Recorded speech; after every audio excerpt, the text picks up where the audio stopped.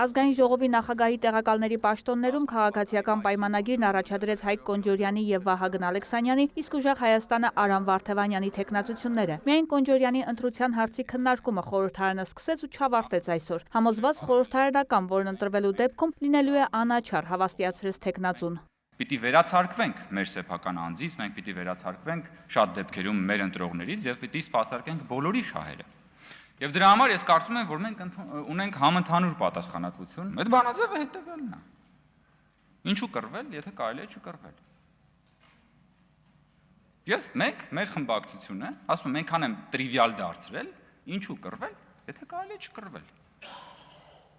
Կարելի է չկռվել, որպեսզի միասին համատեղ օրենսդրական աշխատանք իրականացնենք։ Կարելի է չկռվել, որպեսզի միասին ամրապնդենք խաղաղությունը։ Կարելի է չկռվել, որպեսզի միասին գնանք եւ խորհրդարանական դիվանագիտությամբ մեր երկրի շահերը սպասարկել։ Նախորդ ընդդիմությունը այս հարցը թարս էր շրջում, ասում էր, ինչու չկռվել, եթե կարելի է կռվել։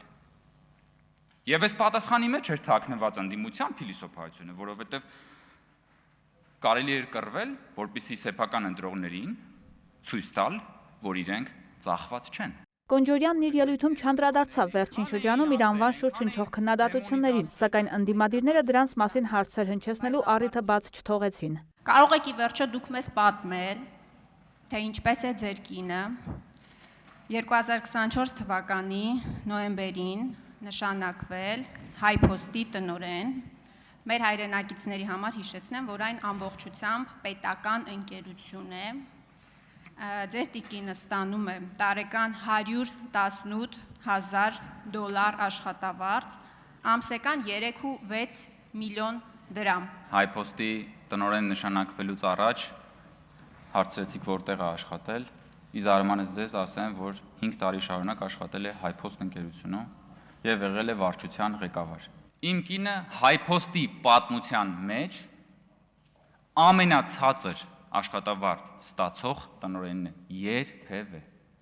երբևէ Հայփոստի պատմության մեջ չի եղել տնօրեն, որ ստանա այնքան աշխատավարձ, ինչքան ստացել է իմ կինը։ Իմ կինը երբևէ ամենացածր աշխատավարձ ստացող պաշտոնյան է, այսինքն Հայփոստում, այսինքն երբ որ ինքը նշանակվել է Հայփոստի տնօրեն,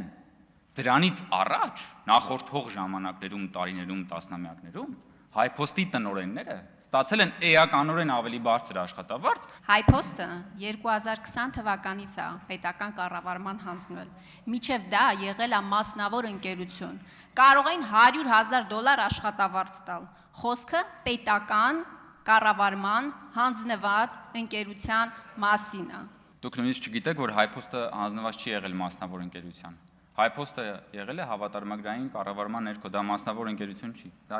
առաջինը, երկրորդը Հայփոստը 100%-ով ինքնաֆինանսավորվող կառույց է։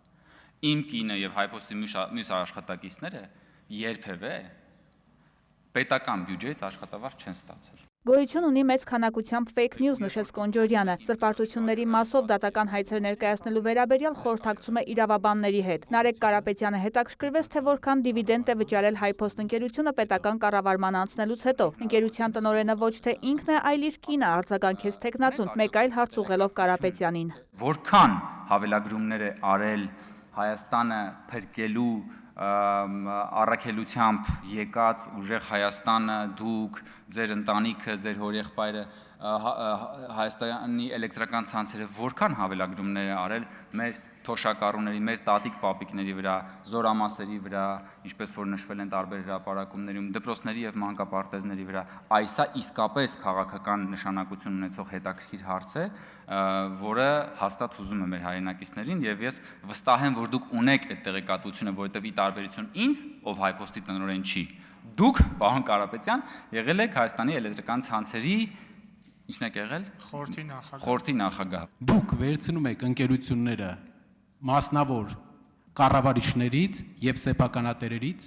կառավարում եք, բարձրացնում եք սակագները, պետությունը ստանում է 0% շահաբաժին։ Սա ձեր տնտեսական քաղաքականության դեմքն է եւ վերջում ձեր ուժը ստանում է ընդամենը մի բան՝ մի հաստիկ այնտեղ։ Քաղաքացիական պայմանագիր խմբակցությունը 2024 թվականին կազմակերպեց հեծի վերաբերյալ հանրային քննարկում ազգային ժողովի 4 դահլիճում։ Եվ խմբակցությունը քարի վրա չթողեց հեծի կառավարում այն ժամանակ հրավիրված հեծից մարդ չկար հրավիրված նախկին ՀՑԿՀ նախագահներ։ Եվ այդտեղ մենք հասկացանք այն այլանդակությունները, որ տեղի են ունեցել հեծում, ու դրանից է նաև սկսվել այդ ամբողջ պատմությունը։ Հարց ու պատասխանից հետո մի քանի տասնյակ պատգամավորներ ելույթ ունենալու ցանկություն հայտնեցին։ Նպատակը ոչ միայն Հայկ Կոնջորյանի անցած ուղուն անդրադառնալն էր։ Ագնես Ախամոյանը կրկին առաջ քաշեց ԲՀԿ-ի մանդատների հարցը։ Քաղաքացիական պայմանագրից Մարիա Կարապետյանը իրավիճակը էսկալացնելու միտում նկատեց։ Հետաքրքիր է, որ դուք մեզ երբ ասում եք մանդատագողներ, դրանից հետո ասում եք, որ դուք Գագիկ Ծառուկյանի քաղաքական ճաշակը չեք կիսում։ Այսինքն ձեզ համար էլ է դժվար պաշտպանել Գագիկ Ծառուկյանին եւ Բարգավաճ Հայաստանին։ Եվ ես իրականում այստեղ կարող եմ երկար, բարակ ձեզ պատմել, որ Հայաստանի Հանրապետության ընտրական օրենսգրքում կա բանաձև, որով երբ անճշտություններ են տեղ գտնում որևէ ընտրատեղամասում, որոնք խախտումների թվային արտահայտությունն են, այդ անճշտությունները դրվում են բանաձևի մեջ, գնահատելու համար այդ ընտրախախտումների ազդեցությունը համապետական արդյունքների վրա, երկար իսկապես ընտրական օրենսգիրքը կարող եմ պատմել։ Հիմա էլ եմ ասում, դուք օրը ցերեկով գողացել եք 60,000 քաղաքացու քվ։ Դուք գողացել եք ԲՀԿ-ի մանդատները։ Դուք մեջբերումներ էիք անում, կարծեմ օրենքից։ Պարոն Վարդևանյանը Սահմանադրական դատարանում բազմաթիվ փաստեր ներկայացրել։ Օրենքը պահանջում էր վերաքվյարկություն։ Վերաքվյարկություն չի իրականացվել։ Դրա մեջ ի՞նչն է էսկալացիայի հրահրում։ Եթե զուտ տենց բանով տրամաբանորեն մոտենանք հարցին, ապա Բարգավաճ Հայաստանի պոտենցիալ այդ 4 մանդատից 3-ը բաժին է ասել քաղաքացիական պայմանագրին եւ 1-ը բաժին է ասել ուժեղ Հայաստանին, որը իդեպ այդ մանդատը վերցրել է։ Իսկ չի հրաժարվել։ Մեկն էլ ձեզ, մեկն էլ ֆանտաստիկ է, մեկն էլ ձեզ, Տիկին Գրիգորյան։ Բա ում եք ինչ ասում, բա եք վերցրել այդ մանդատը։ Բա դա թափուր թողեիք այդ մանդատը։ Հա, պարոն Մանուկյանը չէր դառնա, ճիշտ է պատգամավոր, եթե այդպես չլիներ։ Բա չվերցնեիք այդ մանդատը, հարգելի գործընկեր։ Բա եթե այդքան սկզբունքային է, եթե դա ձեր համար իրոք այդքան սկզբունքային հարց է, եթե տեղի ունեցածը ձեր համար մանդատագողության պես բան է,